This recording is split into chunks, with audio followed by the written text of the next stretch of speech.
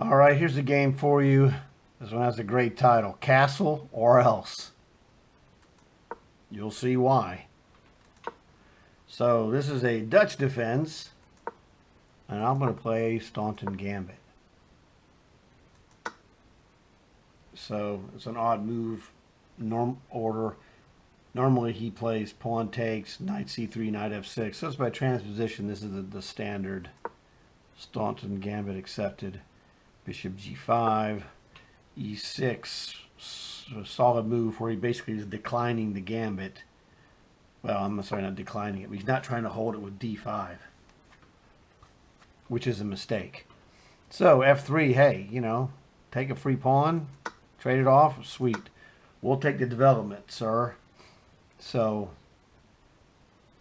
you know, pretty good, pretty dangerous too. b6 is a little slowish. Bishop to d3. This is, you know, the main square for that bishop. Bishop b7. You know, it's solid looking and everything, but it's super, super dangerous. White is in no danger. He played 2 knight moves, 2 bishop moves, and both bishops are on really good squares. So, and then castle. So, hasn't made a mistake. And it's fairly easy. Bishop to d6, you know, pretty good. Bishop e7 is usually more normally played. And so I decided knight jumps into e5 because that pawn cannot kick me out. And he can't take that knight. Bishop takes knight, pawn takes bishop, and he'll get shredded. Because the only defense to the knight under the pin would be h6, but bishop g6 carves him like a Christmas turkey. So that's not going to happen. So knight e5 is exclamation. Really a good move. Queen e7, this is why, you know, this slow business gets you into trouble. Because it's one move too late. Bishop chops. Pawn chops is forced, obviously. And then pause the video and see if you can figure out what white should do. And we're back. So, hopefully you figured it out. Queen to h5 check, fairly common. Not devastating, but it's a real pain. He made a mistake. If he goes the other way, he also gets reamed. So it's just bad for him one way or the other. There's nothing he could do. You know, king d8, knight f7 check, and I'm going to chop that rook. He'll kill the knight for sure. But, you know, white's position is great. Every piece is developed except for the a1 rook. And black's pieces are not really developed even though they're off the back rank. So, chop suey again. This is, you know, one of the key moves, really. I don't know. Bishop takes h7 probably isn't that great because he would just play queen takes, and so you got to do knight g6 check, which is a good move. He's pretty much busted at this point.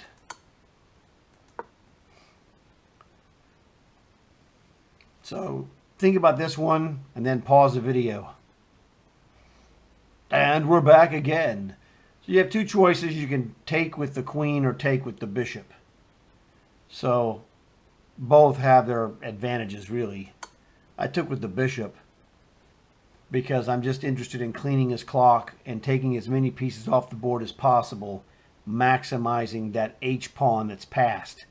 When the queens are gone, this endgame is going to be destructive for him because of 2 rooks versus his 1 rook and a bishop. Whoop-de-doo.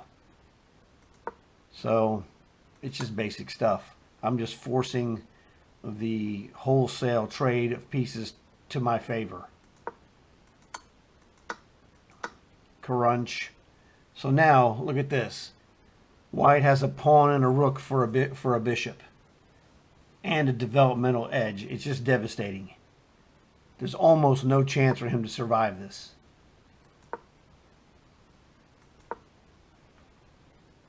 Okay, got a cheap threat there. I'll make a cheap threat of my own, which would win his bishop, basically. That's all it would do.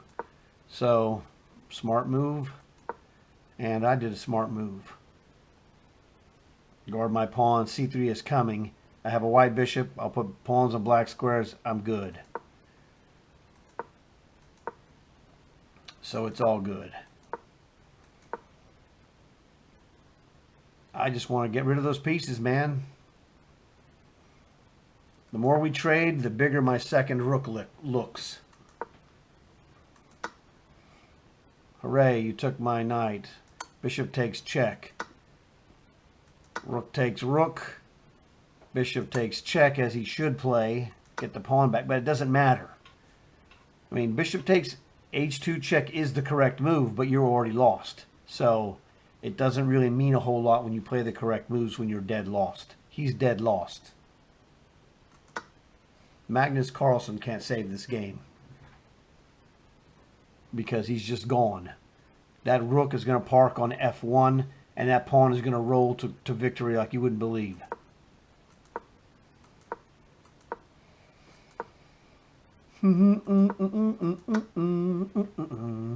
Take some more.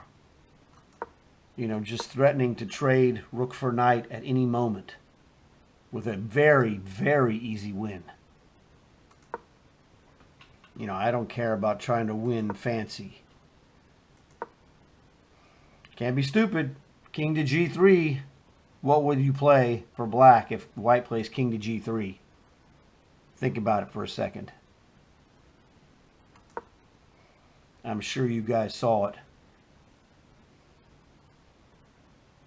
If king g3, knight h5 check wins a rook, and then you're struggling to draw, throwing away an easy win. We're not in the business of throwing wins away. I know I'm not. Goodbye. I mean, I could have just taken that knight and he's dead. But he's not going anywhere. So I'm just going to make it worse by going king to g3.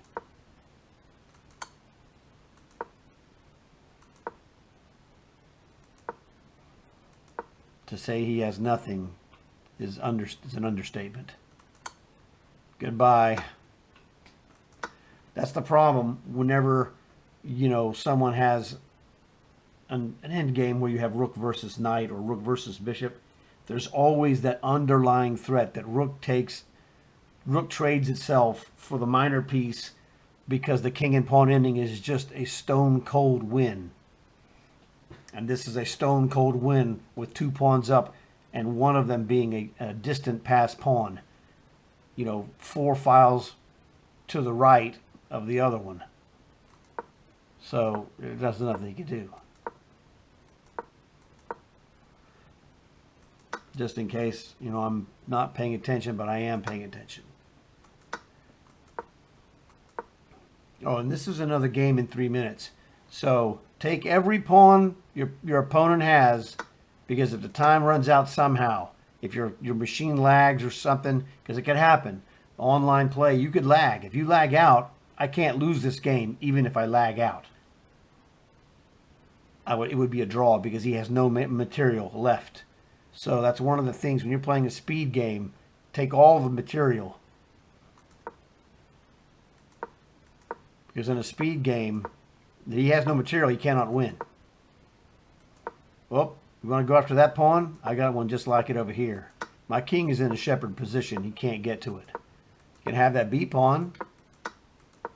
Cutting him off. You're not going anywhere, buddy. Constrictor. This is like a boa constrictor right here. Everywhere he moves, I chop him down. Now he's stuck to 2 squares.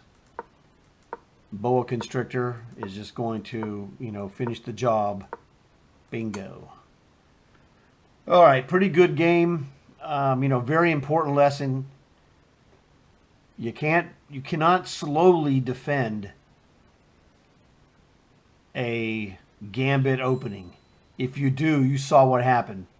Because he was slow on his defense with b6 and bishop b7, And bishop d6 is an inferior move, as we showed, because knight e5 comes in. You can't mess with it. When the queen wasted that other move, he's wasted really 3 moves: b6, bishop b7, and q e7. None of those did anything for his defense, and you saw that because of bishop chops, and he just gets ground down.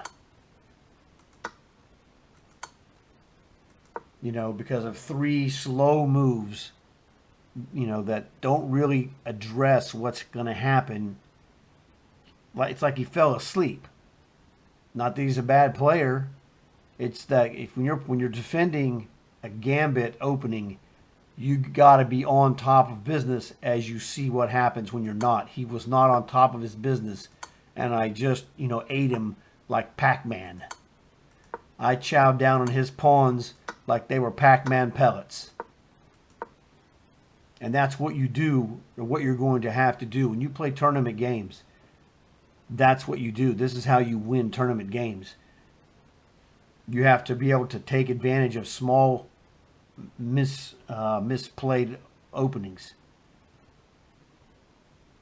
I mean, I wasn't brilliant. It was just, this is just solid stuff that you have to learn.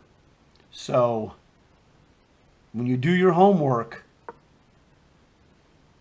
and prepare yourself for these things, when they show up, it's like, well, you know, I've already done the homework. I've got this. I know exactly what to do. And so that's what happened. I've done my homework long ago.